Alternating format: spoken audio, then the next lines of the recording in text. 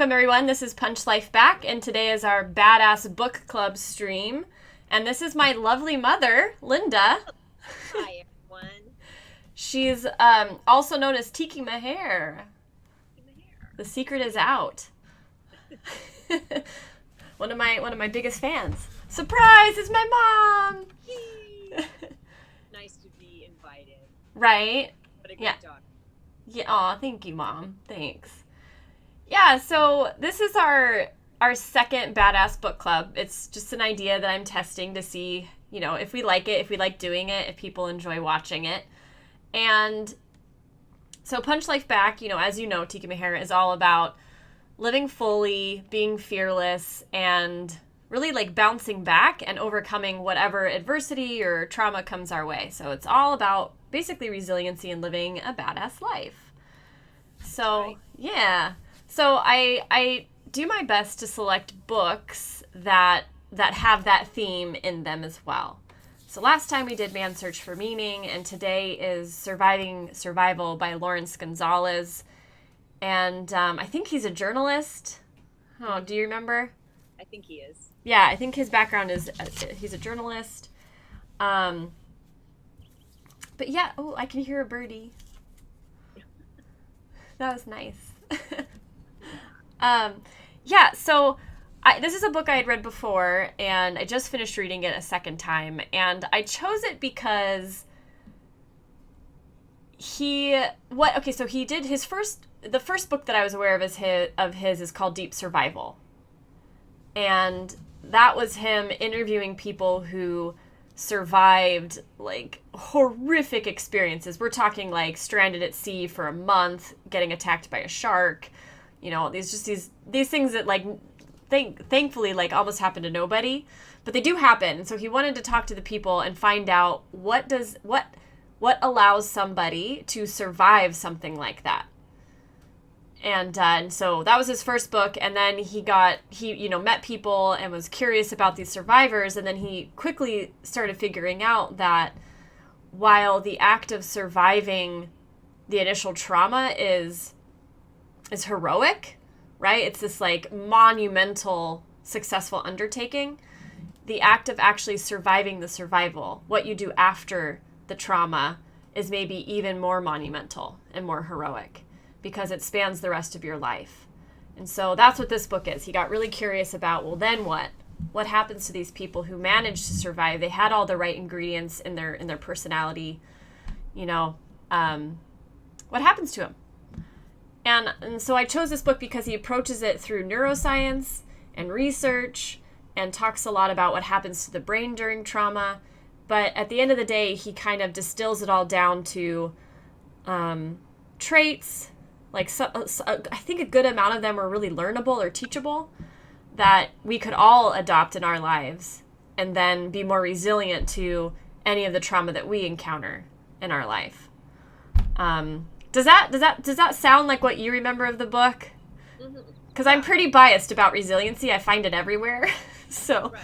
Well, yeah, from the easiest, the smallest things that you think are not really an event that causes you distress or trauma of some sort, up to, you fall out of the boat and the shark's coming up to, take your side out of you.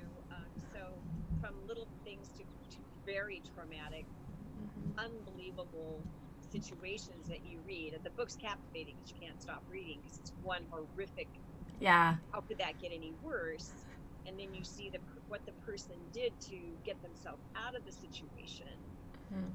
And then it is a curiosity about that lingering aftermath that, like you said, goes on for the rest of your life. That I had no idea people suffered so greatly. So that's exactly what I. Yeah, I had no idea that people suffered so greatly. Like I've heard about PTSD for forever. Being born after the Vietnam War, it was just kind of this thing that was in our culture now. Right. And with Iraqi veterans and all the veterans coming home, like it stayed in my mind, but I just had like a surface level knowledge of it, not having experienced it so much myself. But yeah, reading about these people, one of which is a soldier who came back, but a lot of, like, there was a massive shark attack, and then a bear, a husband trying to murder his wife, like, who loses her child. Yeah, the woman who loses her 5-year-old daughter, like, all, like, that, just, like, my concept of PTSD was so superficial, right. And it was so limited that, like, we're all very much susceptible to PTSD, you know? It permeates our whole society and our culture. Everyone has suffered through it. We just didn't know what to call it. Yeah. It's really recent times that we have this identification for it, and the research now is still out as to what's the best way to help people move through it. So that's this book I found was super fascinating. Yeah, because it's a study where he looks at, you know, a handful of these people, and I'm sure he interviewed more than he shares, right? But he looked at all these people and says, well, the science is still a little mixed about how best to treat it, but hey, these are some of the themes that worked for all of these individuals. Right. You know, and and it was like no one thing helped them piece back a future. You know, I was going to say piece themselves back together, but it's not even really, like, one of the things that struck me so profoundly is that we all have a concept of ourselves as a solid identity, right? Like, we're a cohesive whole and we all make sense. But the reality is we have many different selves in our brain, and they don't all get along. It doesn't all make sense together, but we have this illusion of a cohesive whole. And what trauma does, extreme trauma, is it shatters that illusion. And that's what is part of what causes PTSD, is you have this loss of self and security, but, like, literally your whole identity has been cracked open and, like, splintered, like the splinters that are actually there right now. Like, the lie has been revealed, and it's very hard to deal with. And so one of the key takeaways from his book is that everybody wants to go back to the way they were, right? And, like, to the extent that you keep pursuing that, you're going to fail, and you're going to continue suffering. You actually have to create a completely new version of yourself. So it's not stitching yourself back together, but it's growing and changing. Because that which was before is so what's the word, interrupted by the event. You know, whether it felt like, gee, you know, I took all my classes on sailing, I put my life vest on, I didn't drink and sail, things, so therefore I'm confident that I'm going to get through this and have a wonderfully exciting time, and then bam, this trauma happens, and so you're, oh wait, all those presuppositions and beliefs, I don't know what to do with those now. I think that's part of how you have to rebuild. Yeah, well, and that's the thing, is, like, our brains are meaning-making machines, and we want everything to make sense. We have to have it make sense. And trauma shatters that the meaningful reality that we all have, and, like, because we couldn't prevent, like, we can't prevent a lot of the stuff that could, like, we just can't keep, ultimately there's no such thing as safety. And it's very hard for our brains to, like, like, any of that. So, yeah, you're right. Like, it is this, like, there is that also that part of you that has to accept the actual reality of life, which is that it's much more dangerous, or maybe not more dangerous, but we have a lot less control than we think we do. There's so many variables that we aren't, thank God, probably aware of. In particular situation. Yeah. We wouldn't be out there on the water. We wouldn't be putting a snorkel, a diving gear on and going under the water. Right. Yeah.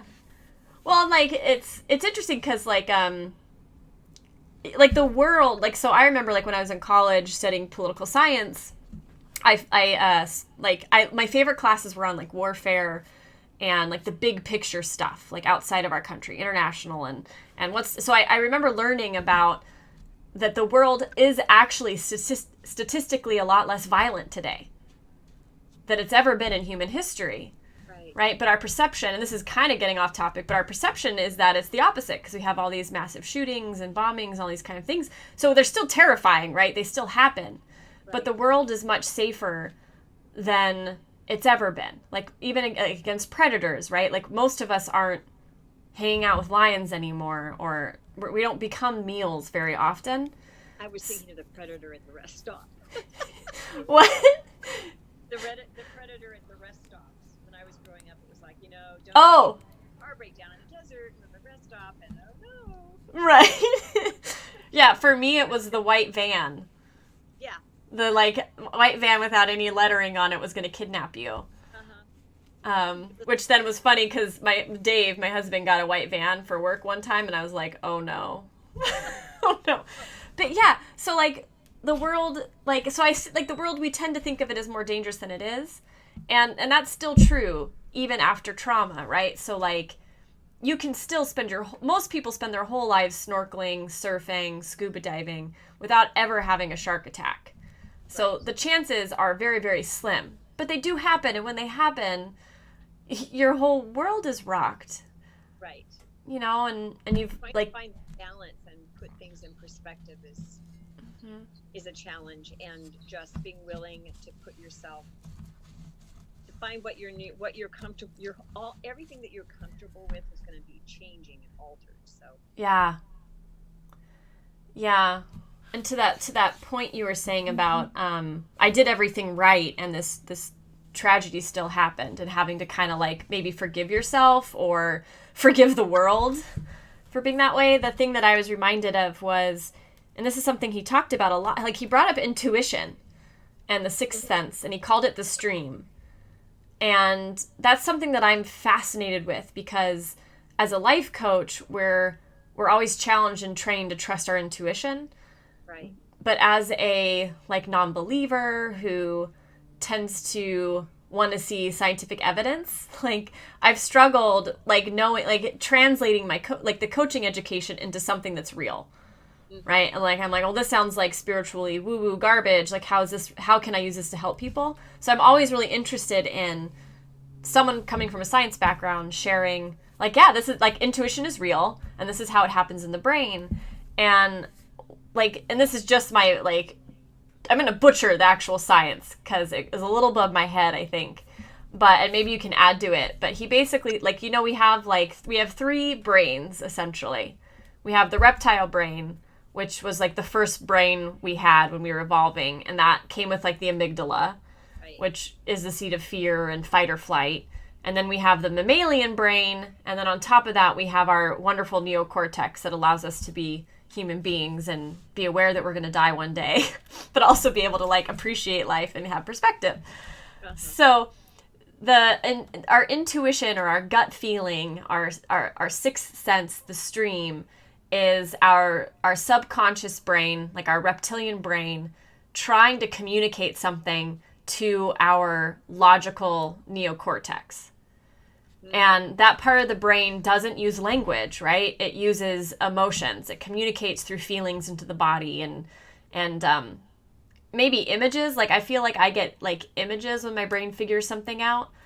But there's like this vast wealth of knowledge that we don't have direct access to, right, in our own brains, and that is a way of understanding. Here's an example of driving on the freeway, and I have just a sense that this car doesn't really know that I'm there, and they may come into my lane, or maybe they're wanting to come into my lane. Yeah. But they're making any gesture, and so when I drive beyond it, maybe to give them room, I'll watch and see what their behavior is to see were they really going to change, and I can't tell you how many times I've missed being hit, and maybe it's because my conscious brain can't pick it up, but my intuitive side has picked up some subtle second behavior. That there's some reason to it. It's not that the intuitive fairy came and yeah. But so that's always been fascinating, and my degree is in mathematics, so I have the same struggle that you do. I want to see the evidence to something, and through my life I've tended to negate that a sense of something because I can't quantify it, so it must not be, or I just put it to the side because it's not as important. And I think I came away with this book believing that to be more aware of when those feelings come, because it made all the difference in some of these people's survival. Yeah. As well as how they managed to survive that actual survival, get themselves back into the world or out of the house, whatever the trauma was, and the mechanisms that they discovered I thought were really helpful in our everyday life. Yeah. So I don't want to digress, but no, yeah, I mean that's yeah, absolutely, and that's just it. Like our brain, like our reptile brain, right, is fight or flight. It's there to keep us alive, and if it wasn't successful at that, none of us would be here. Like we evolved successfully because of it. And our brains are taking in like trillions of pieces of data, right? And there's so much of that we're not consciously aware of. So one of the things that our lesser brains are very, very good at are developing models of the world. And ever since we're born, it's about discovering what models are safe and what models are not safe. Right. And so often what can happen to people is, and this is the sixth sense that I recommend everybody pay attention to, which is what you're talking about, I think, which is if your gut tells you something's not right, something's off, like listen to it. Like listen to it, because yes, your gut might be wrong. Like, right, our brains are fallible, but the risk of it being right vastly outweighs the risk of it being wrong. Right. Because one of the things that allowed a lot of these people to actually survive was the fact that they, and in Deep Survival, his first book, I believe, was that they listened to their sixth sense. And that even if they didn't listen to it fully, they were able to move quicker and respond faster and like miss the boom that killed everybody else. Or, like the lady in this book that had the premonition that her husband was going to murder her since they were like not even dating. And then there he is one day, he's going to shoot her, but her intuition spoke and she moved just in time, and the bullet, instead of getting her in the head, got her in the chest, and she was able to survive. And everybody was like, she thought she was bonkers for having that sixth sense. Sure. And that's and like there was a lady also who got horribly attacked by a bear, and her husband got attacked by a bear. She had that premise, like she knew she was hiking through the forest. It was an incredibly popular trail. She couldn't really tell anybody why she thought they were in danger, so she and her husband discounted it. She even said, like, I think there might be a bear, and he was like, that's ridiculous. There's so many people. But she was right. Like, her subconscious had picked up on the faint scent of a decaying goat, that like alarmed her reptile brain. And she didn't listen to that sixth sense. Like, she kept moving forward, and that was something that she really struggled with as she was trying to survival, was the fact that she knew. And her husband ends up surviving, like he ends up surviving much better. Like he had a much higher quality of life than she did. Right. And Lawrence Gonzalez, the author, argued that maybe one of the reasons why he was able to do that and she wasn't is because she knew there was a bear and she didn't listen to herself. Right. And that caused just that extra bit of struggle with yourself. Very, very well if you can't forgive yourself for self-permission. Yeah, right? Right. The other thing I thought was really interesting is that when those events happen, the reptilian brain does its job to, send the adrenaline through you, alarm you, which is kind of like slapping you in the face, like, okay, pay attention. This is could be a potentially lethal situation. And it is taking, not letting that fear, using that fear to help you get a plan. Yeah. Immediately, okay, I have to take this seriously. I'm the only one going to get myself out of this. I'm going to channel this energy in, okay, what are the tasks? And you keep doing the tasks, even if everything says there's no way you're going to survive or make it. You just keep doing it while you're alive. Yeah. And I think about the story of the guy in Machu Picchu who broke both his legs when he was climbing at 1,000 feet. And his radio or his phone didn't work. I don't remember what it was, but he drug himself out, elbow by elbow. Yeah, he did. I can't remember how many days, and I mean, he was emaciated and everything, but if he just had said, "Are you going to do this? Mm-hmm. All right, now you're going to move your arm this," and there would have been no hope. So yeah, that perfect balance between being able to calm the mind down enough so that you can actually function. Because I have been, usually I'm so angry about something, I can't get the key in the door. If I'm so upset about something, I'm so emotionally upset. Yeah. My little trauma, what it might be. And I'm like, why can't I think when I'm so angry? Or I'm so just, they'll say, "Are you sitting down?" Well, there's a reason they want you to sit down when they're going to tell you something pretty difficult, because you may not, anyway. Yeah. Well, and that's like one of the things that I found so fascinating is, so yeah, the adrenaline like courses through your body at a level that I think most of us don't ever experience. And it's the adrenaline that lets some people have the experience of time slowing down, or like hyper senses in general, whether it's vision or hearing. Like you can hear like a bullet shell like clink off of the dirt, like these crazy like superhero type moments. That's adrenaline. And what it's doing is it triggers your rage pathway in your brain. And this is a pathway that we share with animals. And it's where like an animal goes like, when it's getting attacked, it like flip is switched and it rages out and it goes berserk and like tries to fight and claw its way to safety. Well, that happens to us. Like when you're attacked by something, whether it's a boulder falling on your arm or a shark, right? Like, or someone trying to shoot you. When your life is in that peril of a danger, your rage pathway kicks in and you literally lose control and you just start like fighting, like voraciously. And there is a moment in people who are successful at surviving where they are able to use their neocortex to like calm the rage pathway and start using their problem solving abilities. And like I was thinking of the gentleman in the book where he had the boulder, the guy that the boulder fell on his arm and then he cut off his arm eventually. Utah. Yeah. So when the boulder fell, like he just started thrashing himself in rage against the boulder. And then he like, because that's what you do as an animal. But eventually he was able to realize, oh, this is going to make it worse. Like I'm exhausting myself. This isn't a strat. And he was able to gain control of that. Yeah. And then to the second piece you were saying, like the people who survive are the ones who never, ever, ever, ever, ever, ever, ever give up. Yeah. And sometimes you're never, ever, ever, ever, ever giving up and you still die. Right. So there's no guarantee. But yeah. And like the feats of will that people are able to do is just like phenomenal.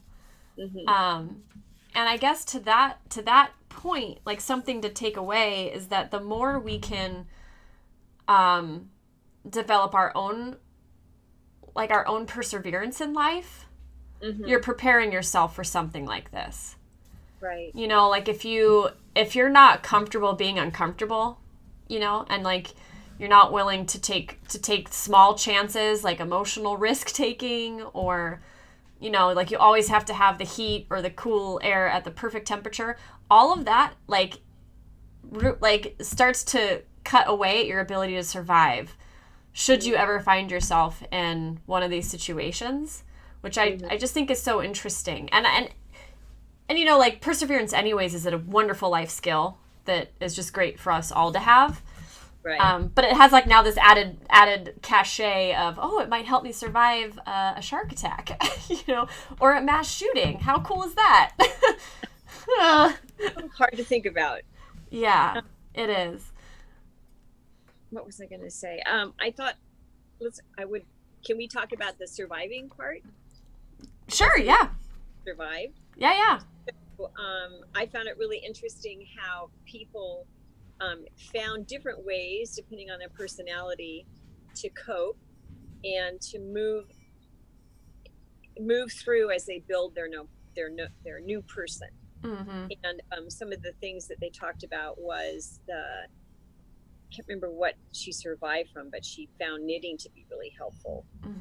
Take her mind, like when her mind went into that fear of maybe leaving the house, the lady with the bear attack. She just couldn't go on hikes anymore. She couldn't leave the house. She was having a really hard time with that. Her husband was like, just, if I remember correctly, and it's been a while since I read the book, he just said, let's just go. Yeah, he did. He just kind of jumped back into things that were familiar, and it was easier for him. But it wasn't to put her down in any less degree. She was just, her needs, I mean, what she did finally is she discovered knitting. Was it knitting for her? I think that was a different lady, because the lady from the bear attack, after I think 22 years of like severe depression and not thriving, she did take her life. Oh, I believe. Okay. Yeah. Oh, right. Maybe knitting was the woman who lost her child. That sounds familiar. Yeah.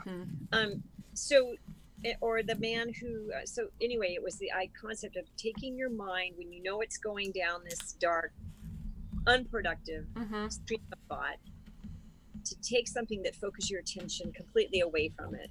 Whether it's for her or one person it was knitting, another person was learning a foreign language, and another person who just started writing. And so that was one way to kind of move from one step to the next. And then, I took notes here, a couple of notes here, but just learning anything new was really helpful, which is good for anyone who's getting older as I am. So what I'm all about right now is just learning as much new stuff, and it's fun, very, very fun. But I love the guy who was very depressed. I can't remember what he survived from. You could remind me. And he decided, he knew that walking would be important, you know, just for his own health. So he just started to walk, and he would increase his distance each day. And then once he went by, one day he found himself outside this golf course, and he looked at it, he goes, what an odd game, you know, I wonder why they do that, and what's the purpose? And he got intrigued, so he kind of went home and he learned about it, and he just got super attached to golfing, and that became his new passion, his new focus in life. Just mastering those small events, you know, focusing, are part of it. But the other thing I thought, and stop me if I'm going on and on, but was he talks about the negative or detrimental ways that people deal with trauma. And the first one was where people would they blame somebody else for the event. You know, this wouldn't have happened if you hadn't done this. So that really gets you stuck, and you can't blame anyone. The other person might do something that's passive aggression. And I've always understood passive aggression to be, you know, mumbling under your voice, whatever, doing things that you're angry at somebody, so you maybe I don't know, spit in their coffee. No, I'm just kidding. I don't know. I did that to you this morning. Yeah, great. Yeah. Different things like that. But it also talked about passive aggression that is towards yourself. Yes. And I never thought about that before, but I realized, I guess I've kind of done that sometimes in my you know, evolution. Or disassociating yourself from it, you know, denying that you have these fearful moments, not sharing with anybody, because then there's nobody there to go, those thoughts let's talk about the validity of the thoughts you're having, you know. Does that really make sense? Is that really how this is going down? So you disconnect from people, or it may even go to the point where you become schizophrenic because you can't deal with your life, so you kind of separate from reality. Or people can drink, like I think one of the people did. They just you know, they were medicating and acting out, gambling, what have you. So those things that you certainly don't want to be doing. And at the same time, like, I totally get why people do it. Right. So like, all the love and no judgment for people for how they try to cope and overcome something like this. Sometimes you do that, you know, in order to get to a point where you're ready. It's all very messy, right? There's no perfect linear progression. That's a very good point. But hearing you say that list of the things that are maladaptive, right, that don't help you, ditto, just for any part of your life, like all of, like, not like one of the things that as I stream about resiliency and about living a really wonderful, thriving life and what it takes, the theme of taking responsibility comes up over and over and over and over again. And it's just something that really strikes me. And that is like, if you aren't willing to take responsibility for your future and for your present, nobody does it for you, right? So it's like you're bound to fail. Yeah, you're just bound to it's just bound to be painful. And so it makes total sense that the same things that aren't good for us at any time would really not be good for us when we're going through the hardest ordeals of our life. Yeah, and then the first part that you were talking about was the how people learned knitting or golfing or learning a language. Traveling is also a really good one. Writing is a fantastic one. I think you mentioned that one. But the what I remember is, so there's the rage pathway, right, that hijacks your whole being in order to help you survive, and that's like your reptile brain taking over.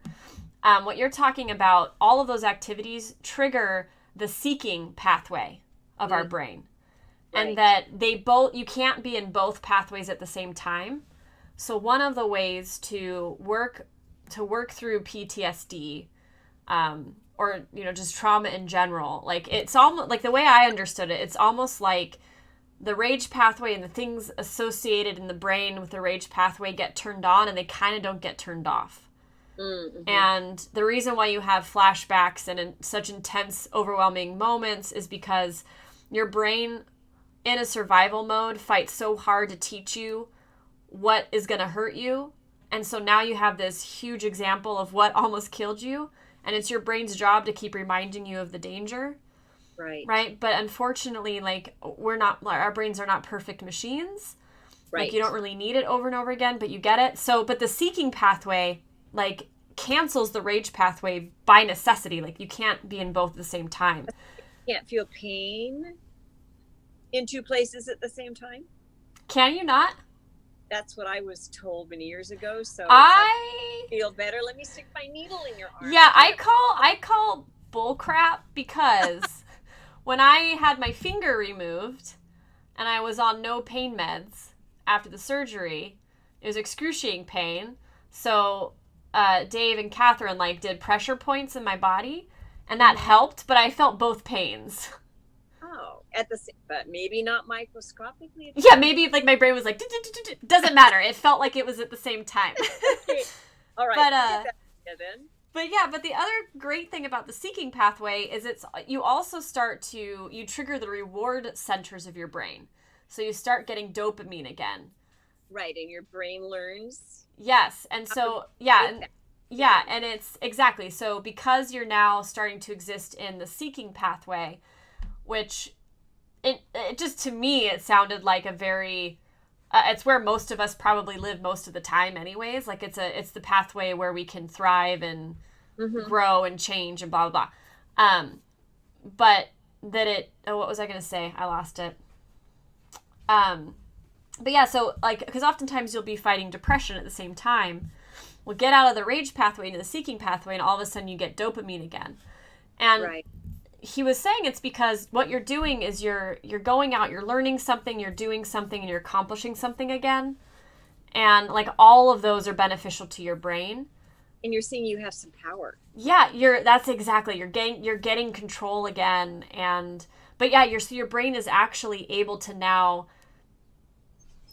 So during the rage pathway and the whole traumatic event, your brain is developing these models of reality, and you can get stuck in these very negative, very fearful, rageful models of reality, and your brain literally cannot overwrite those until it's experiencing other things. So if you're trapped and only experiencing PTSD most of the time, right, you're not going to be learning the models of what does it mean to be me now? How do I move forward? What is meaningful now? Until you're able to switch it to the seeking pathway. So they were saying whatever excites you, even in the slightest, that's part of the seeking pathway, follow it. Start doing it. Right. We sometimes think that our brain sees a true representation of life in front of us. Yeah. And when I watched, because you were saying about the brain's always trying to make sense of everything, that's so true. It doesn't like disarray. It doesn't like disharmony.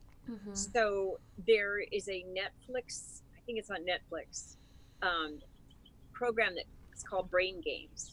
Mm-hmm. And they pose a question, is that line longer than that line? Are there three gray dots? And your brain is quickly like making a decision.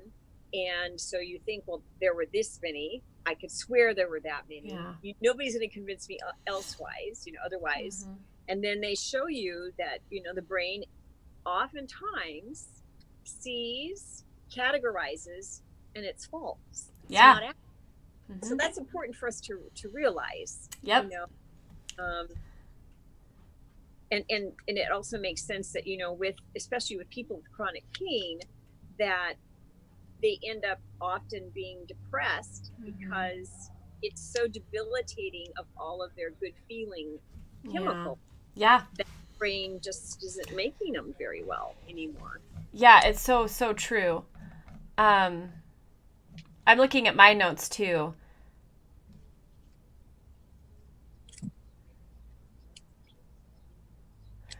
Yeah, let's see.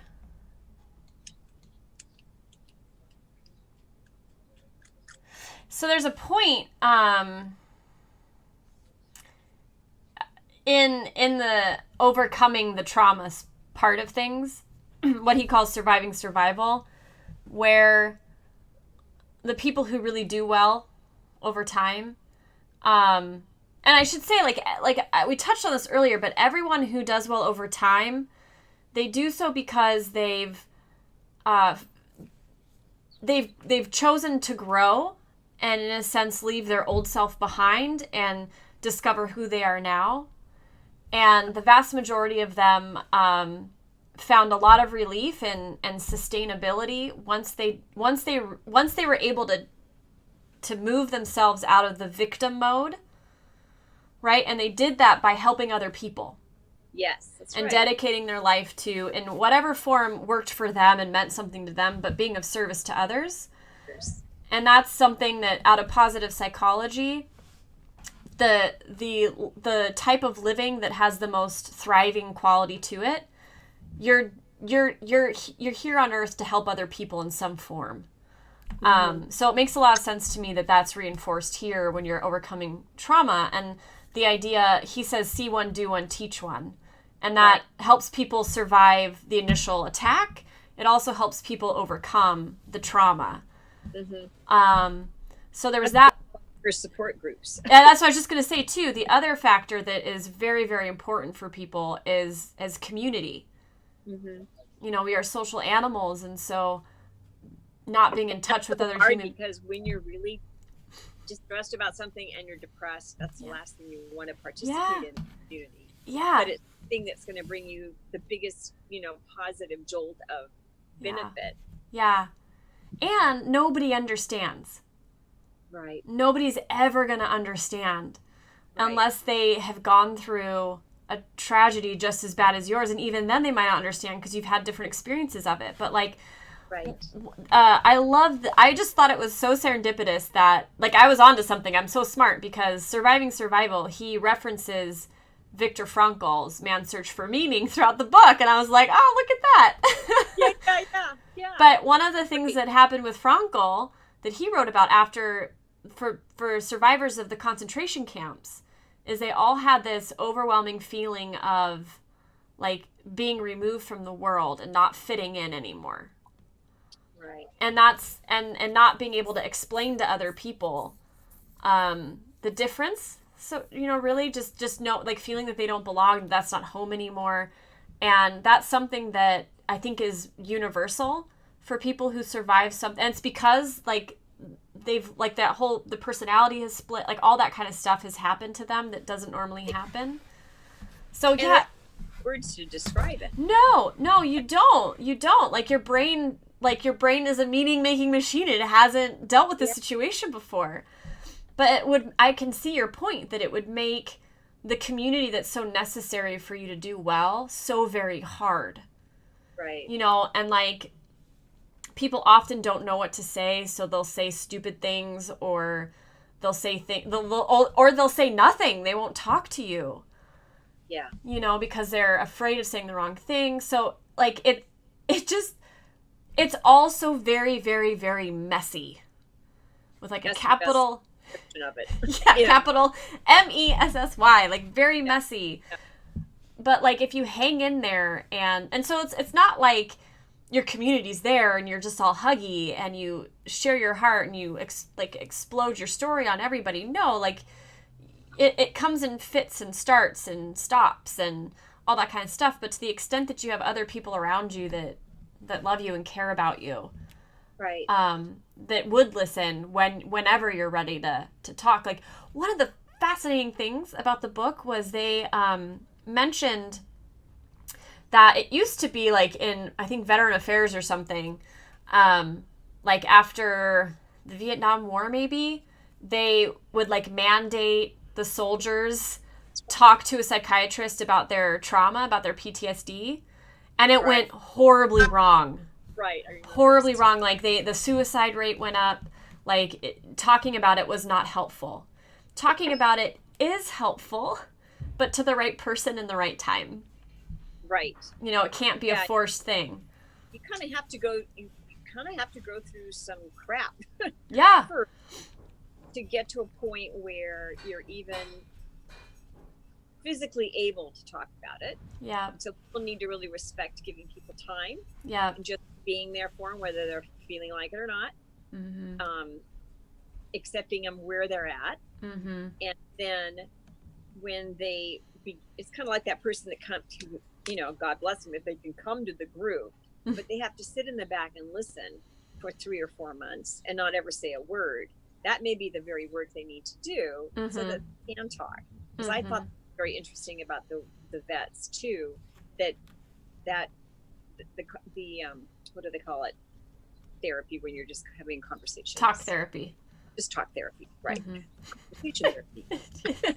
Big surprise. But so detrimental. Yeah.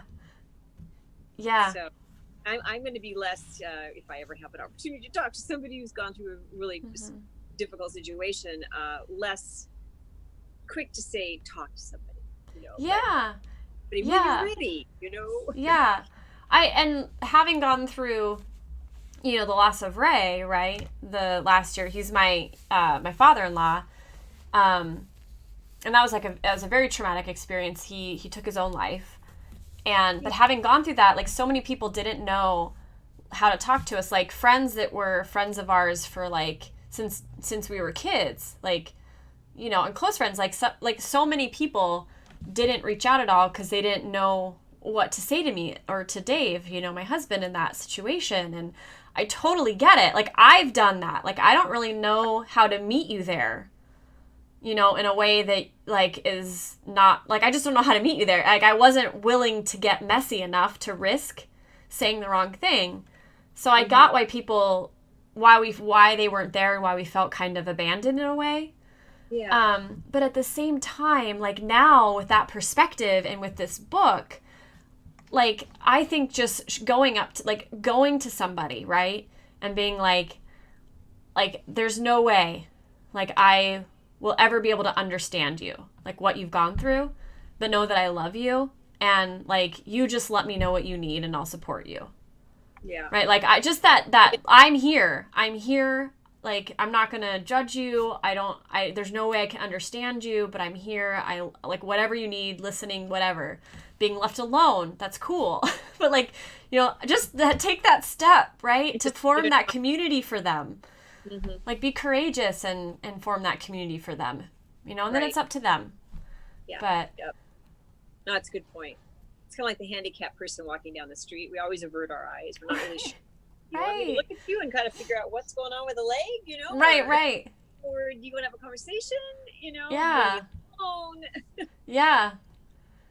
Yeah, I think that, and what's so beautiful here is that, like, the moment we step into our willingness to be messy, right, and to take that chance, with somebody, like whether it's a homeless person, right? Because I have homeless people that walk by and I'm like, should I say hi? Should I not? Like there's that, because it's unknown, right?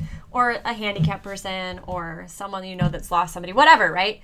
When we go into that, we're building our resiliency. So should we ever find ourselves in the same position, we're more likely to do better. Well, yeah, we're building our courage muscles. Yeah. It's a muscle.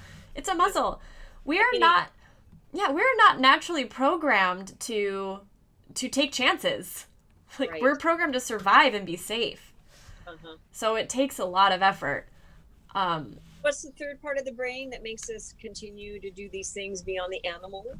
Oh, so yeah, we have the reptilian, and then we have the mammalian, and then the prefrontal. And then the cortex, the giant frontal lobe here. Right. That's the seat of our reason and that kind of stuff. Yeah. Yeah, and that's the other thing that you said that reminded me of this. And this is something that I've experienced to be true about my own trauma and my own resiliency in life and what drove me to become a life coach. But people who do well after extreme trauma, this is what Lawrence Lessig says, right? Sorry, not Lawrence Lessig. That's a totally different person. Lawrence Gonzalez. He's also awesome. But Lawrence Gonzalez, what he was saying is that, pretty much to a fault, people who do well, they basically say something along the lines of, I would never in a million years wish what I went through on anybody, but I wouldn't trade it either. Because it's made me who I am today. And so they end up... You're saying. Yeah, they end up finding, and here's, this is why I thought this book was so applicable to our normal lives, is that growth doesn't come out of happiness. Right. Right? It comes out of pain and struggle. Mm-hmm. And so it makes sense that our most profound growth as human beings come out of our most profound pain, if we let it. If we let it be transformative, if we let it change who we are, and especially when you end up end up helping people, right? Being of service and these other things that also help you facilitate a successful transition out of the pain. All of that just rewards you as an animal, as a human community animal. It's just all very self-rewarding but yeah, it's applicable to us because, none of us walk through this life free of trauma. The very essence of life is that we are born, which is very traumatic if any of us could remember it. Thank you, Mother, for remembering for me. And then we die, right? Eventually we pass away. And along the way, we lose people we love, animals we love. We just notice that life is always in transition, always changing. Mm-hmm. It's traumatic. It's really traumatic. And so awful, really, right? Yeah. That, that's why these stories are important, because they can help us go, oh, if she survived a shark attack, there are people who survive a horrific, I don't know, I'm laughing because it's so, you'll see, but they survive a horrible shipwreck, right? And they're on sea, on the ocean for a month. And one thing I learned was that the pain of dehydration is one of the most excruciating experiences a human being can have, and it makes you go crazy. And if they're able to fight the crazy and not drink the salt water, which means death, right? So these people are epic heroes. They get home. This one person, recovered, overcame, and part of his overcoming was he would get back on the water. Yeah, he sunk a ship again. He was on a ship that sunk again. Right? Oh my gosh, the odds, right? The odds. Think I would have gone through too. Right? But the odds, it happens, not to all of us, but to some of us. And it's if he can survive that, what can't I survive? Nothing. I could survive anything that's going to happen to me, because nothing's going to be anything comparable to that. I can't remember the guy's name, and I really should remember it. Yeah. Who had his own arm off. Yeah. Well, they made the movie with James Franco, and... Oh, and I read the book, and then I watched the movie. Right, we've hit the name.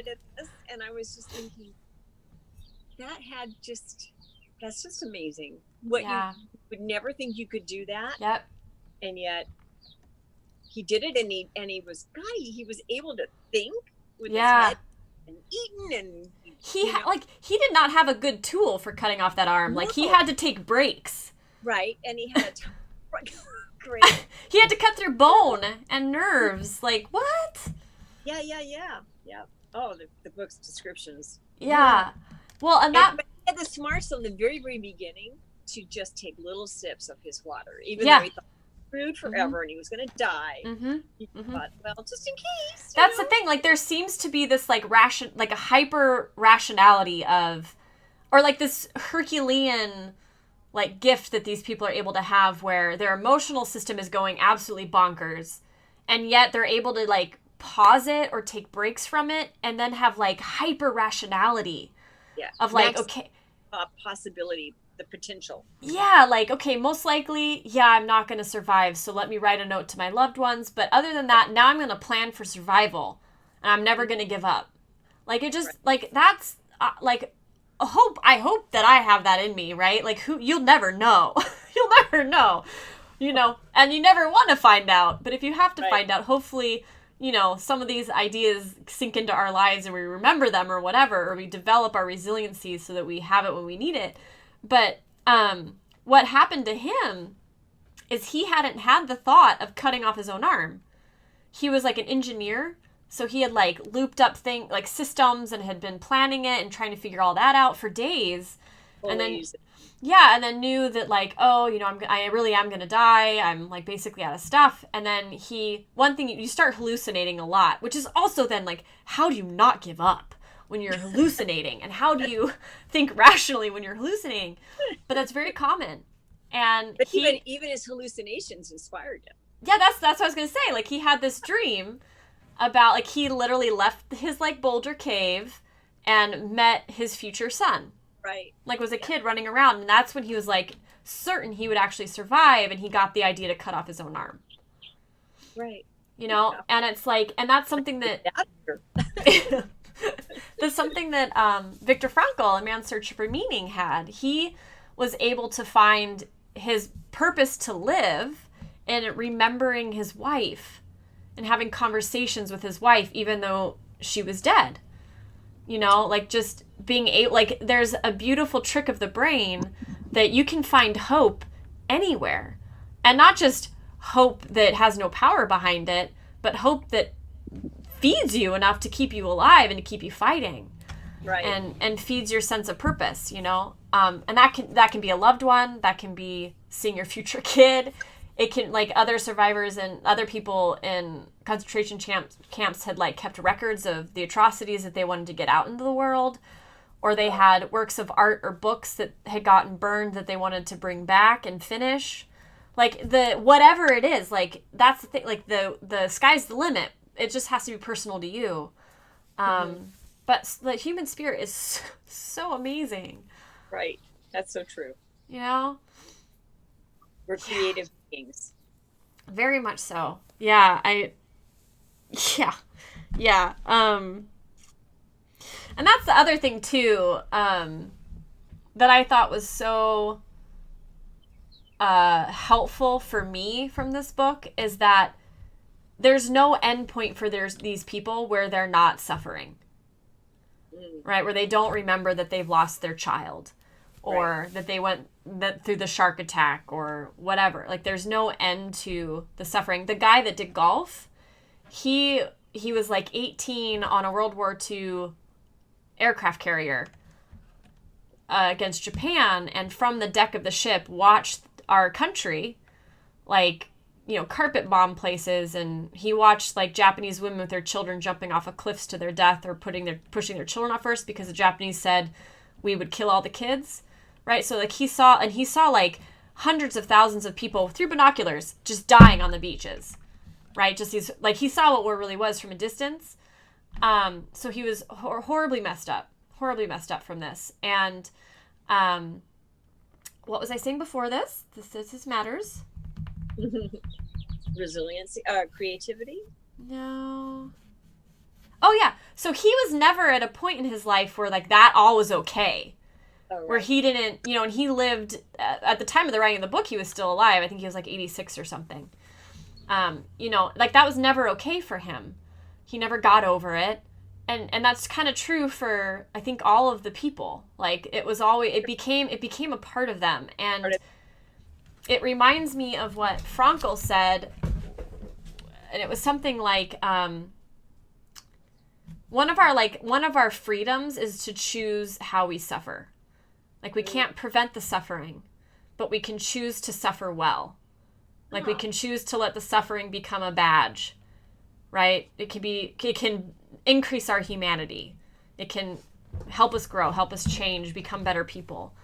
And that's what all of these people, I think, had in common, is they all, they were all inspirational, because they kept going. And, the lady who took her life after 22 years, is a hero to me. She fought so hard against what happened to her for 22 years, excruciating. Right. So yeah, they're all really impressive people their suffering became their badge. They suffered well in that sense, and taught us all about what we're capable of. Right. And we don't even know, in her scope of her experience, how her life and what she went through impacted others. We can never really know what benefit there is. Yeah. A lot of our actions that we take, we hope that, there'll be moments of new creativity and courage for other people. But so, yeah, if I told one person that story, they might say, well, it didn't work for her, look what happened to her. And again, that's the negative perspective of we have no way to really know. Yeah. And that's also, there's something in there that almost puts onto her life that it had no value. Right. Right? Yeah. Somehow she should have just died during the attack, which is totally bonkers. Mm-hmm. Every moment we're alive, whether it's a pleasurable moment or an excruciating one, we're incredibly valuable. It probably was a big, what's the word? She may have played a vital role in her husband's ability. We don't know. Yeah. Have been able to dig deep and find his own resiliency. Mm-hmm. Yeah. And that in turn affects their son or what have you. You just never know. Yeah. We'll never know the ripples. We'll never know the ripples in a pond. Mm-hmm. Yeah. So a lot of good things to learn through here. And you're right. We are never going to be free of suffering. I really like what Viktor Frankl said about that. Yeah. How you suffer. Yeah. So I'm looking through my notes because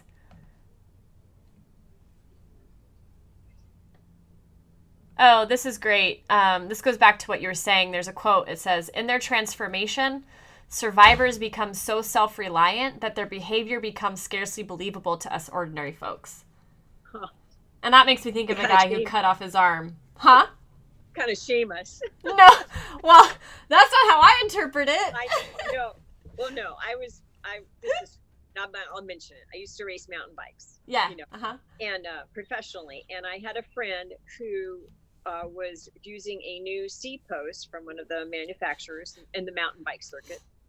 And it broke.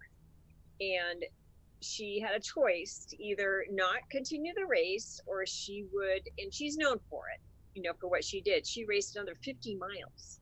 Oh. This broken shard of a seat post. So she was up out of the saddle for 50 saddle. miles. You could never sit back down. And God help her if she hit a bump and that thing. Yeah. Anyway. Mm-hmm. So, which she hit bumps. Yeah, she hit bumps. So I tell the story because I went out to my little, I don't remember, it was at the time, a 10-mile cross-country mountain bike race, right? And I was really excited because I got my first prototype titanium seat post. Yeah. And in about the third mile, it snapped, broke, and I was like, oh, because I was like, now I have to go all the way because Cindy did. Because she did. She did it. I can go my 6 miles. Yes. Right? But it was like in Arizona, I think, where I was racing. It was really hot. And the one thing that you can't do is you have to use both your hands, okay? Because you can't hold the saddle with your legs anymore because there is no saddle. And you don't want that broken shaft anywhere near your thighs or anything else. And therefore, you cannot reach down to get your water bottle. Oh, no. You drink. So at the end of the race, I was like, I'm done. Yay! You know, I could hardly talk at all. And I went, to Cindy.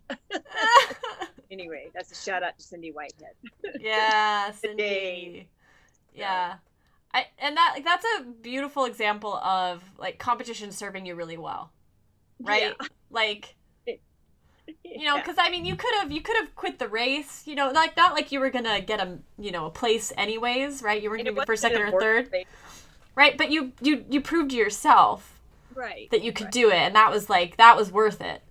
Somebody asked me, like, we used to always be wondering why we were doing this, because we would, you know, pay $35 back in the day at the beginning of mountain biking, and that was our entry fee to go out and suffer intensity.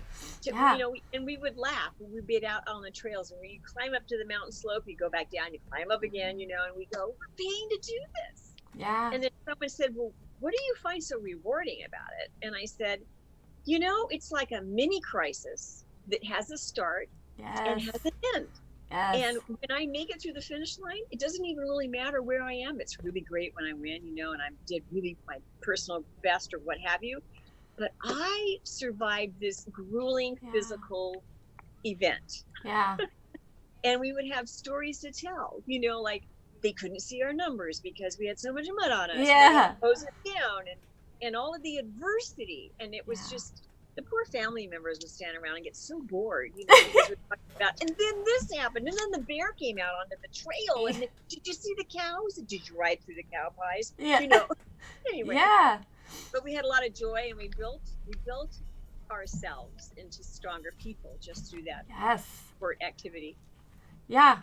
Yeah. That inspires me, because I am like, now that I'm aware that the choices I make in my day-to-day life are either building my resiliency or undermining it. Like I look for examples, right, of either. And so what you're saying about writing, to me, checks all the box intellectually about what I know now, builds resiliency. Right. You know, you get uncomfortable, you show up, you commit to it, you see it through to its completion. And that sounds like it kept teaching you, like, over and over and over again, that, like, I can handle this. I'm stronger than I think. Yeah. And it, like, this is a relative, That's fair. Well, yeah, right. I have a new hole, but who cares? I just hit my chain ring and I have this gouge and it's bleeding, but who cares? Yeah. And, like, but this idea in, like, the world is safer than we think it is, but it's still a place that we don't have any control over. And it's still dangerous and bad things do happen, right? So it's safer than we think it is, but it's still dangerous. And ultimately, like, none of us are safe. Like, safety is pretty much an illusion, right? So how do you take that reality? And if you're a victim of trauma and you've really experienced that safety is an illusion, like, how do you take that and build a life where you're willing to take chances and do all the things that are required of living a fulfilling, meaningful, purposeful life that gives you back happiness and all that kind of stuff? And I think it comes with what you're saying. There's, like, that it seems like a paradox, but I'm finding that it's true, that as dangerous and uncontrollable as my outside world is, there's a core to me that is, like, immutable. And, like, I can protect the core in a way, like, I don't have to be safe because I'm resilient. And we don't, in some regards, we don't want to be emotionally completely safe because we want to grow. That's being high. Yeah. Like, change is necessary. Like, I think we would all be bored out of our minds if there was no excitement. Run with the bulls in Spain necessarily to feel this. Yeah. But the other things that, you know, I'm willing to do. Yeah. Yeah, so I don't know. I'm fascinated by this idea that, like, I don't have to be safe. I don't have to pursue safety because I'm a resilient person. But the same token, we do need to listen to the reptilian brain. Yeah, like I always try to preface. I'm not talking about I'm not talking about physical risk taking. Right. Like, be safe with your physical body, right? Like, don't go down that dark alley, with your wallet. You're like shining your dollars and your credit cards. Like, you don't do that, right? Right. You probably don't want to get into the ocean water when somebody's been chumming it, right? Like, go in a shark cage. Like, that's more reasonable, right? Like you did. Right? So, obviously, but I'm talking about emotional risk taking. And, yeah, like, because I think we all tend to play life really safe emotionally. And we do it in a million different ways. Like, we all have our personal cocktail of how we protect ourselves emotionally. And some of that is necessary. Like, you don't want to be open to somebody who's abusive, right? But the vast majority of it doesn't serve us. It holds us back from the life that we want. And so to the extent that we can, like, do what you did and learn that you're powerful beyond what you ever thought capable, like, that to me tells me that, like to have, like, if, like, the moment in my life where I was able to translate that feeling to, oh, like, I can overcome trauma. Like, I can handle it when a loved one dies. Like, I can handle it when I die. Like, I can handle it when my car gets stolen or whatever, right? Like, these things that we run through our minds, like, at the end of the day, none of us survive it all, but we can handle it. And, the other thing that I think they mentioned in the book was keeping in perspective, like having that attitude of gratitude. Yeah. What you do have in your life, and that it can always be worse. Yeah. It can always be worse than whatever you're going through. And how precious, because life is so precarious, I guess, with without the fear overtaking you, the appreciation for each day that we have, and the beauty that we have, and all of the good, and the fact that I'm not stuck under a rock, and I'm I don't have to cut off my arm. They do help. Yeah, definitely. Like, that was a turning point too for a lot of the survivors, is they started hearing stories of people who had it worse off than they did.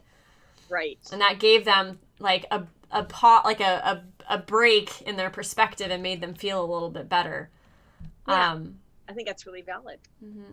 Yeah, and the woman who survived, her husband shot her several times as she was running and grabbing her children. She, like, her turning point in the book was when she was at her therapy office in the waiting room, and a little kid came in, and the kid was getting therapy because their dad had just shot, like, their mom or whatever. Like, there was also family violence, and she realized that she's a year down the road from where that family is, and so she offered to, like, help, right, and be of service to them. Right. And that, kind of snowballed her into a happier place. That didn't deny her new reality, didn't deny who she was becoming, but gave her something that was really meaningful and powerful and helpful. Exactly. Yeah, and it's so funny because, like, as you know, like, I lost my finger, right? Which, like, I'm embarrassed to talk about it, especially in this context, because it's a fucking finger. Like, who gives a crap in the scope of things? Like, talk about, I don't need the perspective. I know that's not a big deal. And yet, like, it was like, I had a mini case of what these people went through, and that I had an amputation, like, I had a reattachment, I had an amputation, I went through multiple surgeries, I had a phantom limb, like, like, I had, I think it was my cousin who specializes in PTSD, but she said something to me along the lines of, everybody experiences PTSD or those effects. It's whether or not you get past them that determines whether or not it becomes, like, a condition. A problem, yeah. It's a natural reaction that we all have. So, like, I had experiences where things would, like, trigger me, and I would start to get really emotional or fearful.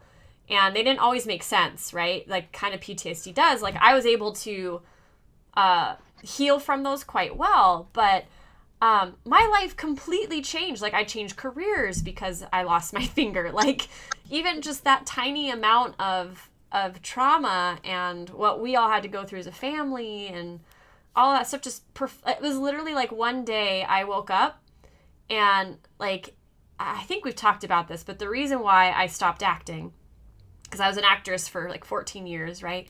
The reason why I stopped is because literally one day during recovery, which took like a year, I woke up and I just noticed that my brain was different. I was thinking different things.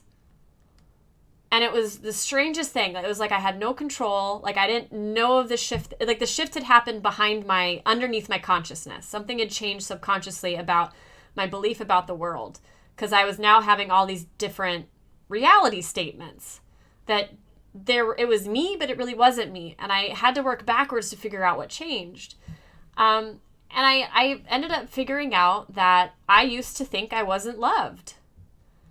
And then somewhere along the lines of my surgeries and the support that I got, like I finally believed subconsciously that I was lovable and loved. And that, like, while I loved acting, I didn't need it as a career. It wasn't what I wanted to do anymore. I wanted to, work with people and become a coach and all those kind of things.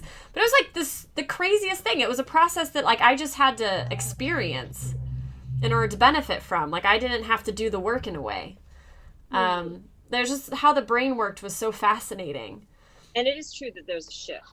There's a shift, and you kind of know there's a shift right now going on. I don't really understand it. Yeah. And for me, it was like a couple of weeks ago where I have no idea why, but I wasn't eating as well as I wanted. And I knew the day it happened, I knew something just happened. I still don't really understand it. I haven't had any trouble eating well for like 2 weeks now. Huh. And I don't want some of the things I had before. So yeah. And it's okay. I'm going to accept that. It's okay that I don't understand it. Yeah. It's like so mysterious. It is. Probably a subconscious thing, and that's why it's subconscious. Yeah.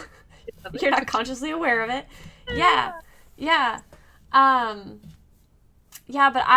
let's see, I was sharing that because the way that I relate to these survivors is as much money as the finger cost everybody, my family, myself, my husband, and everything that everybody went through, like I would never change it for anything. Like it was like the biggest gift of my life, because it talk about like growing as a human being, going from this false belief of not being loved, not feeling worthy of love, to just by my very nature being lovable. Like that's something that nobody can give or take from me. Like that, like I became a powerful human being in that moment, and all it cost me was my wedding ring finger, right? Like, but really, like that's for me, let me tell you. Well, that's the thing. That's I benefited greatly from it. We all suffered, right. But we're all also probably closer because of it. Mm-hmm. So it's just fascinating. There's like I can see how, like, and I still like, of course, like I hit my nub on things, and it is pretty excruciating, and I still like miss my finger from time to time. And I've noticed that when something traumatic happens, like I can't watch like really violent TV shows anymore. Like I lost my ability to watch things like The Walking Dead, like those kinds of things. Like I still have some sort of like traumatic brain changes going on that are much more minor than all of these people experienced in the book. But even though like all of that is still a part of me, I can still see how I would, like, the growth that I've had is like, it's precious, it's worth all of that. And you did have an impact on the family at large. You're right. It really pulled people together, and it was quite beautiful. Yeah, it was. I'd rather just come over, all of us, for Thanksgiving to your house. Right. Yeah. Well, I'm doing my best not to lose any more limbs. Good. That's for sure. Good. Yeah. Okay. So here's, like so many survivors who do well in the aftermath, Aaron was grateful. He called his ordeal the most beautifully spiritual experience of my life. It went on to say, I have no regrets. So there does seem to be this parent, like, and that's how I feel. Right. Like I'm incredibly grateful for what I went through. Mm-hmm. And you're mentioning gratitude earlier, right? That it helps us have perspective and feel better. It's not always an easy thing to genuinely feel. Right. But for anybody who, I was gonna say, sometimes if we fake it long enough, then we actually can make it. Well, that's exactly what I was gonna say, and that's true. It's true though about gratitude. Yeah. Yeah, they've found that even just by doing the act, so like writing down things you're grateful for, or saying them out loud, or saying them in your head, like you actually are generating. Yeah, you're generating the gratitude, whether or not you feel it. The brain is changing. Just like smiling. When you feel Yeah, he talks about that too. Yeah, that was fascinating. There's a whole section on mirror neurons. Right. Yeah, which is what allow us to be empathetic and like to actually feel what you're feeling. And so like a mirror, we see ourselves reflected is the idea. But he was saying that people who get Botox. Right. That was a trip. Yeah. People who get it, like their mirror neurons are inhibited because the reasons why our faces are so expressive is our skin is directly attached to the muscle in our face. Nowhere else in our body. And emotions are universally expressed.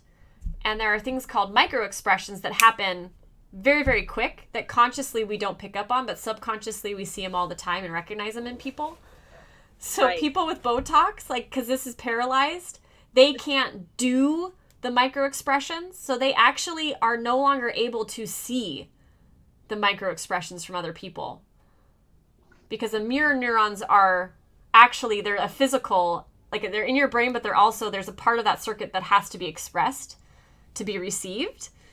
Right. So they lose their ability to be empathetic. Yeah. Probably not. Isn't that awful?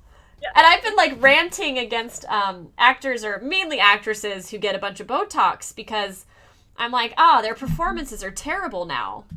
Like, it's so boring. It's like they're acting from here down and nothing's genuine. And now we know why. It's because what we're looking for from really good acting are genuine micro expressions. Right. You're right. Right? Absolutely. And actors who get in their own way and are in their head too much, they can't do micro expressions. Well, if you Botox and paralyze your face.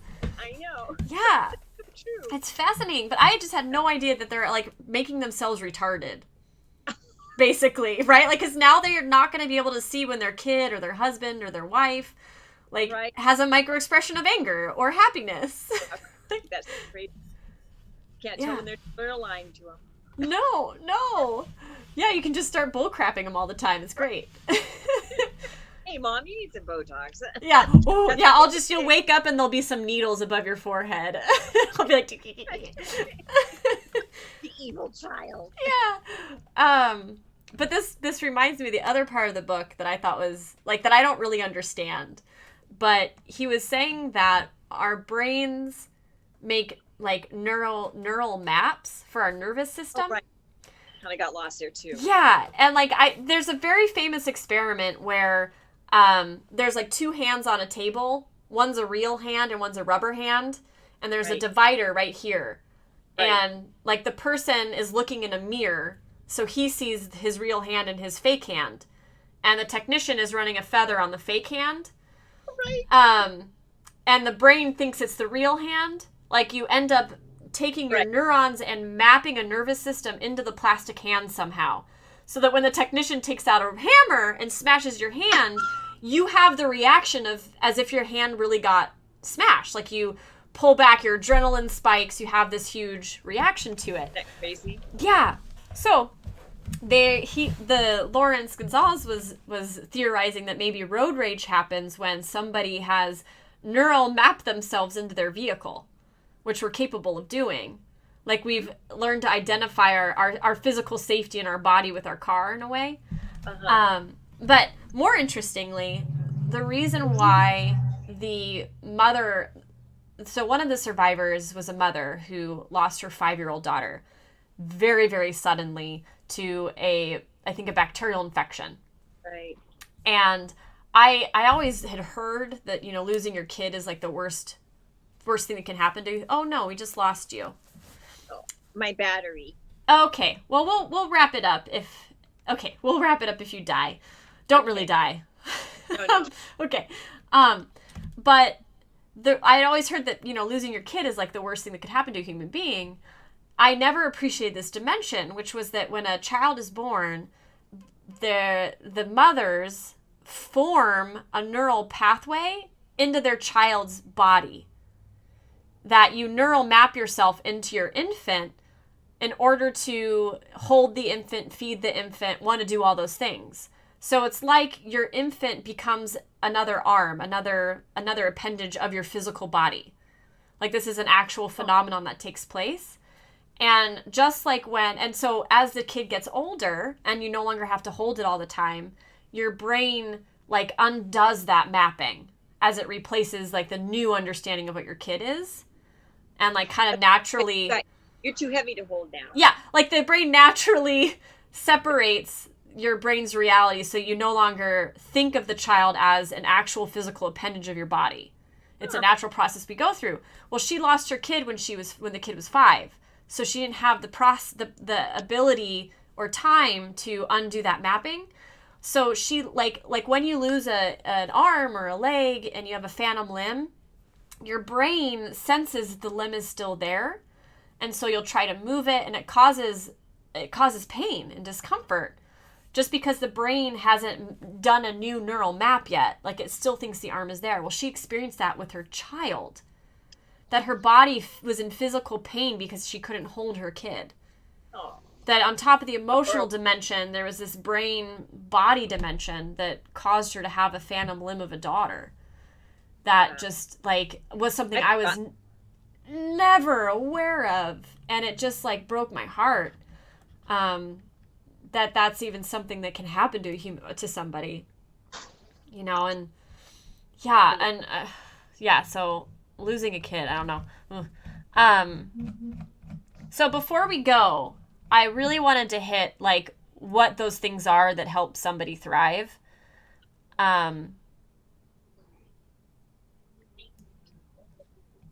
Oh, this is interesting.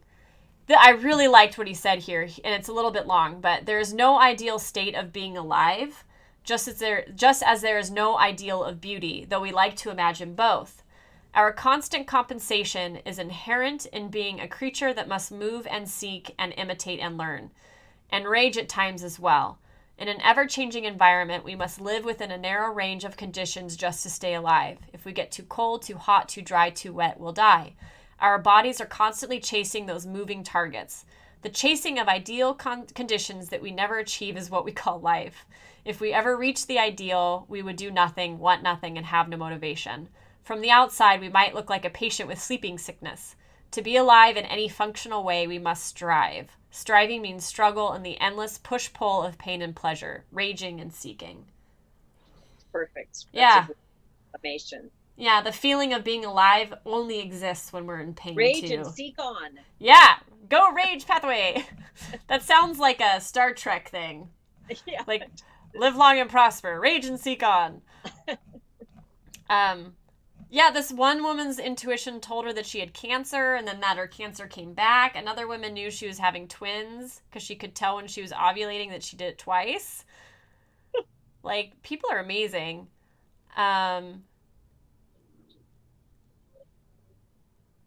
This one, it is the quality of insisting on living and on giving that sustains the survivor long after the traumatic events have passed.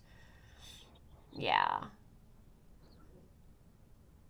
He also talked about everybody has a personal scum level. Oh. Yeah, and he was like, survivors, like, they'll fall to the point where they reach their personal scum level where they won't accept any further falling. And then that's when they start to fight to live again. They sort of hit bottom and... Yeah, but that, like, what our rock bottom is different for everybody. Yeah, right. You know, but they're, like, you kind of do get to your scum level. Scum level sounds way more intolerable than hitting rock bottom for me. Yeah, right? Scum level sounds fine. It's like the top of the pool that, like, we all swim in. I'm gonna hit my septic tank. Yes. Scum level.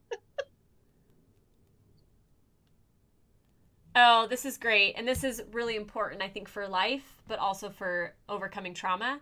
He says to be patient. Everything takes 8 times as long as it's supposed to. It is worth repeating the words of Eugen Harrigel's Zen master. The more obstinately you try to learn how to shoot the arrow for the sake of hitting the goal, archery, the less you will succeed in the one and one, and the further the other will recede. So in other words, surrender control of the outcome and trust the process. It's true about life. That could be a whole topic right there. Yeah. Okay. So okay. Let me try to find on the book this point, because I want to read the takeaways, like what we can apply to our own life before we end. Yeah.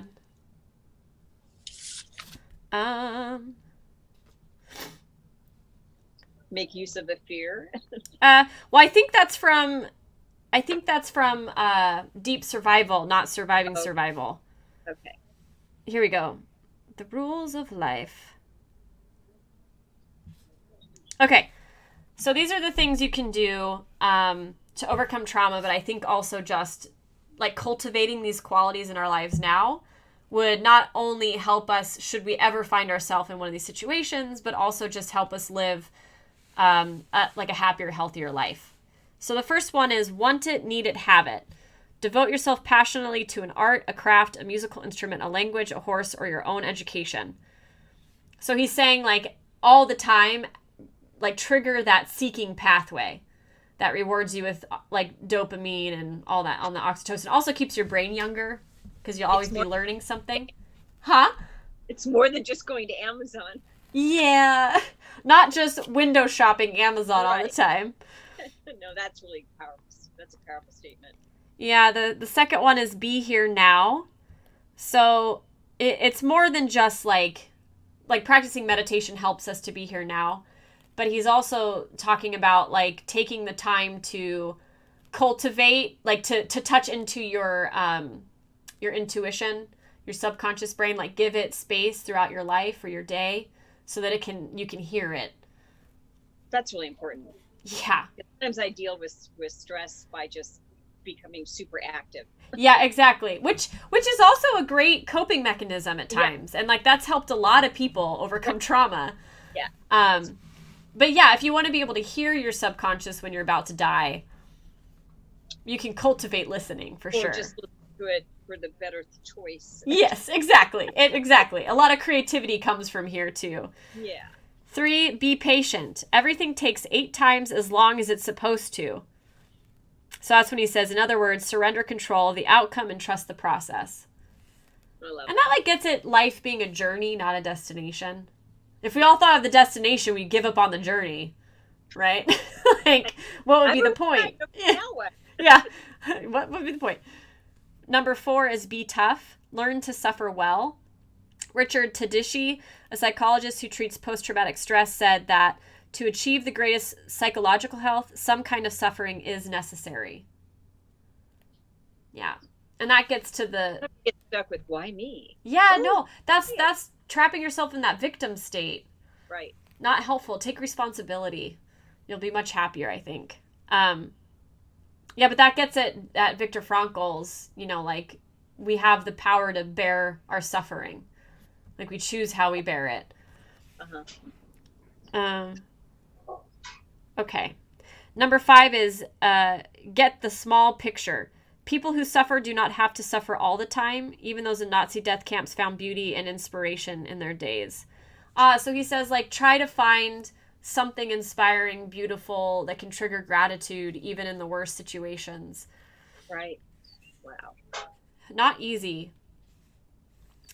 There's like art exhibitions of concentration art and stuff that I maybe yeah. To see.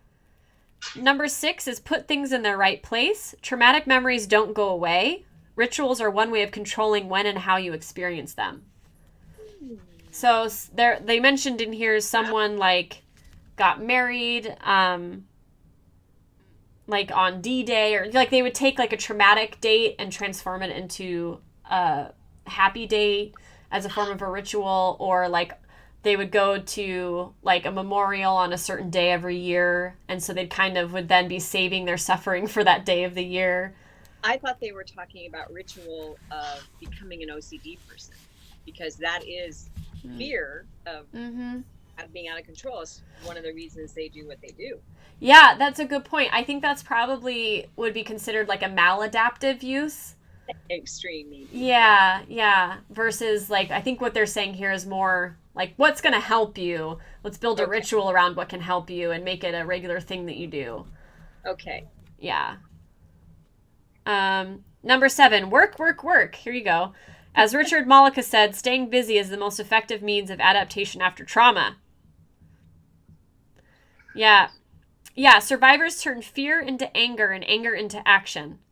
The best fuel smells the worst. Use the icky stuff in your life to propel you forward.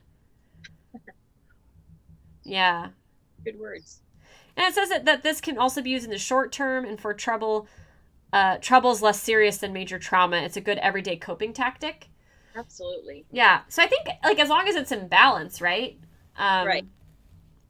Yeah, it doesn't become maladaptive. Number 8 is see one, do one, teach one. Oh, I think maybe we just lost you for reals. No, you're back. Okay. Fine, So fine. see one, do one, teach one is like see one. Okay. No.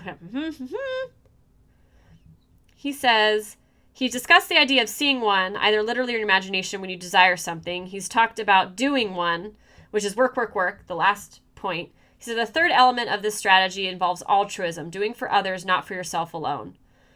The benefits are that you can practice the posture of being the rescuer instead of the victim.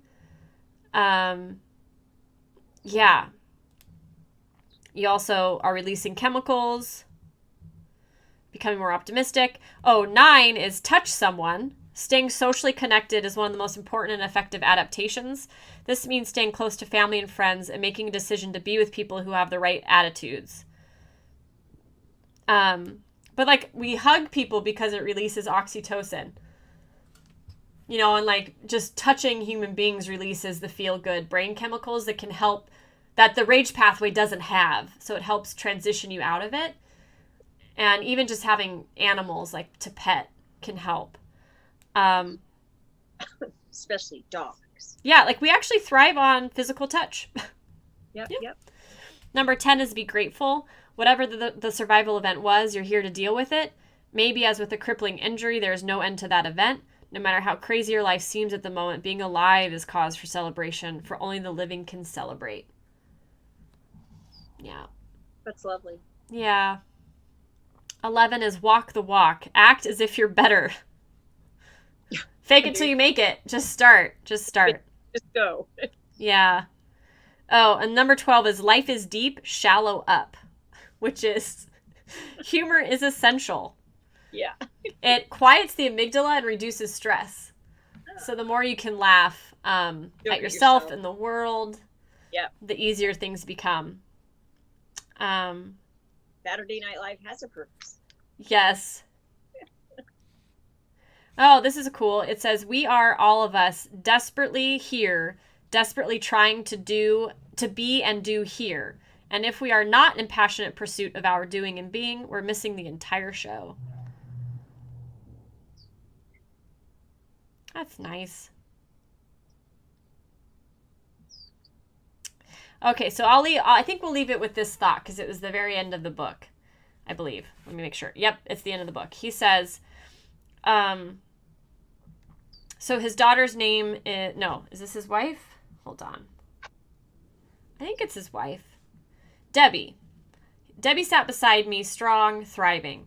I felt it then, that tremendous rush of gratitude, that overwhelming sense of the beauty all around us, and I asked her, how did we get so lucky?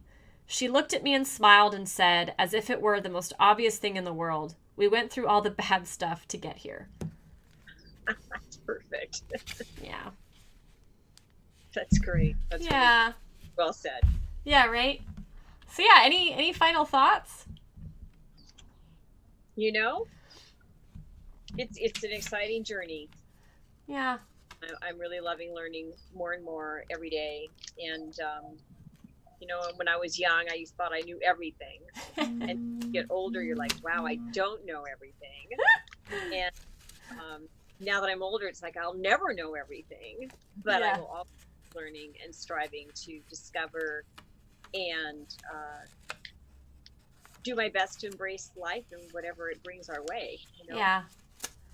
Yeah, me too.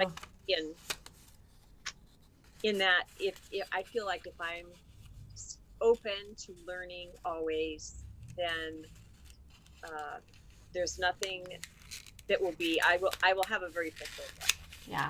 Yeah, yeah. Have you ever read Carol Dweck's work? No. She's a positive. I think she's a positive psychologist, but so she's a research psychologist, and she has a book on fixed mindset versus growth mindset. Oh, uh-huh.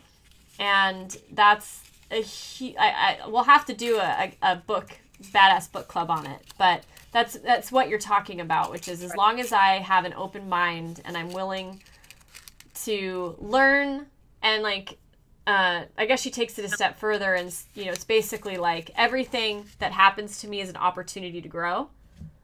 Yeah. And I don't fail. It's just an opportunity to learn.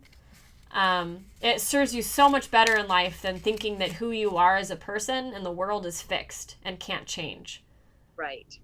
Yeah. And having that that narrowness of thought, that narrowness with that limitation of thought that puts you in a box. I have one thing to say to that. We have a friend, won't mention the person's name, but we wanted to go out to eat. And she said, I can only eat at A restaurants, the ones that have the big A in the window. And so we had to find and make sure that all of the ones that we went to. So we're sitting in the restaurant, and she's like looking around. She's like, she was so particular. She was so set on what would be appropriate for the environment to have a good meal, good company, conversation. And then she finally says, I tried to change. I tried not to be this way. I tried not to have to always go to Nordstrom's and do this, but I just can't. I just am this way. Mm-hmm. And I was like, I just felt at that moment so sorry for her. Yeah. So I don't want to ever just say I'm this way and I can't change. Yeah. Yeah. And it's hard because our brains are meaning-making machines. We want to define ourselves. We want to define other people. Right. And we also want to be safe. Yeah. And we spill that safety of the body over into safety emotion. Yes. And you cannot grow and be pushed without a little discomfort. Yeah. Amen to that. In our world. Yeah. And that the tension of it, the tension of growth is, I think, where the feeling of being alive comes from. Yeah, right. Yeah, I don't want to go through life being medicated and numb and, Yeah, or just not, and this might just be my bias, but because to me, one of the best emotions of life is that feeling of being alive. Like, it's a high experience. And I think, once you've had a taste of that, you're only going to want more. Right. And I think we're probably all programmed to want that experience. Well, which is why those roller coasters, we love that. Yeah. And then because otherwise boredom would be this awesome emotion, and we would never binge watch anything, or you know what I mean. Like, boredom would be like the ultimate human experience, but it's not. It's the opposite. We want change. We want risk. We crave growth. So and as this book says, we can grow even through the worst of events, and in fact those worst events can be the best gift we've ever had if we're open to it. Brave the hunt. Yeah. Well, okay, Tiki Meher, Mom, so for all those of you watching, next Badass Book Club is Dare to Lead, Braveheart.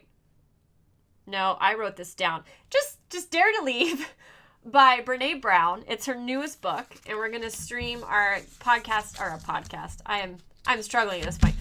I had an alcoholic kombucha during our cast.